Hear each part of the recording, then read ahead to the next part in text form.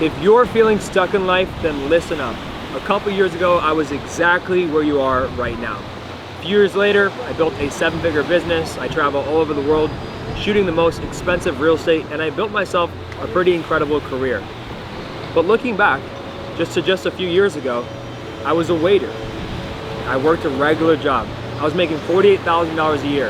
And maybe you're watching this, maybe you're a waiter, maybe you're working a regular job, and you know that you're made for more. This video is specifically for the people who know that they've been made for more. You've known it since you were young. You've always been different. When you were in school, everyone's getting good grades, they're passing tests. You don't get it, you don't want to do your homework. You just hate it. Like, you hate the system, right? You hate that regular system.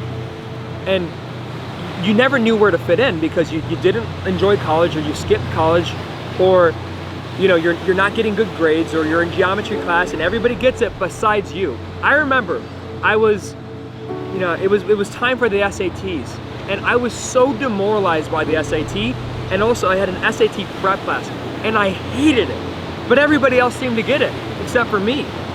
And then when I didn't go to college, I went to school for a week, went to film school for a week, and I dropped out. It was a huge problem. My parents were really upset. My family, I'm an immigrant, right? My dad came from Mexico. My mom came from Nicaragua. So I guess I was born in America, but I was supposed to be that first kid to make it.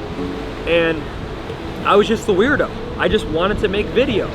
I just loved it. I would watch YouTube videos. I'd watch Casey Neistat, and I always knew I was made for more. So what if you're watching this right now and you're working a regular job, or you're in high school and you're not sure what to do about college, and you know that you're made for more? Here, I'm telling you guys right now that you can do it. You can do it. Because you have what the rest of the world doesn't have, and it's a level of obsession. It's freaky obsession. Now, you have to be careful what you do, because if you're this kind of person, whatever you get your hands on, you become obsessed with it.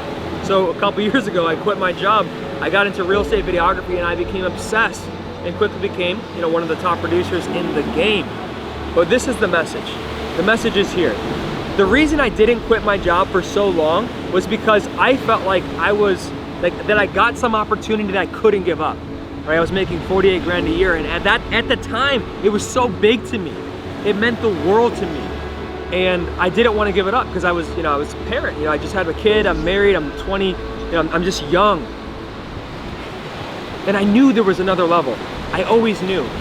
But when you're in those jobs, nobody thinks like that, right? And your family likely doesn't think like that. And you don't have friends that think like that.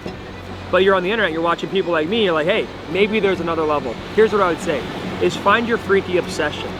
Find what lights you up. Find what you cannot stop thinking about. And for me, that was video. And I was good at it. I was 16 years old when I picked up a camera, and I fell in love, and I loved it so much. So I took the chance. I took the chance. I was like, you know what? I have a little bit of money saved. Let's just take the chance. Took the chance, and a couple years later, I shoot the most expensive properties in the world. I built my business to over $1 million a year. This year we'll do multiple. And the reality is if you love it, then it's not work. But here's the thing, you'll work really hard. Like, this doesn't happen on accident. Like, it doesn't happen on accident. I'm not pretending like you'll just end up in where we are. We're in Mykonos today. You're not gonna just end up in Mykonos and shooting cool houses. You're gonna have to work really hard. And what does really hard mean? It means all the time.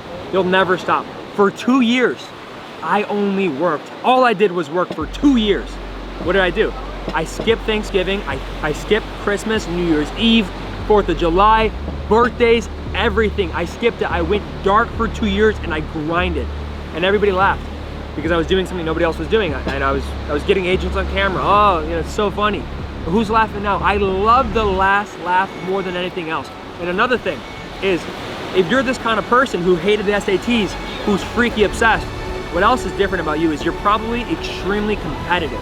And the world tells you, oh, collaborate, chill, relax for a second.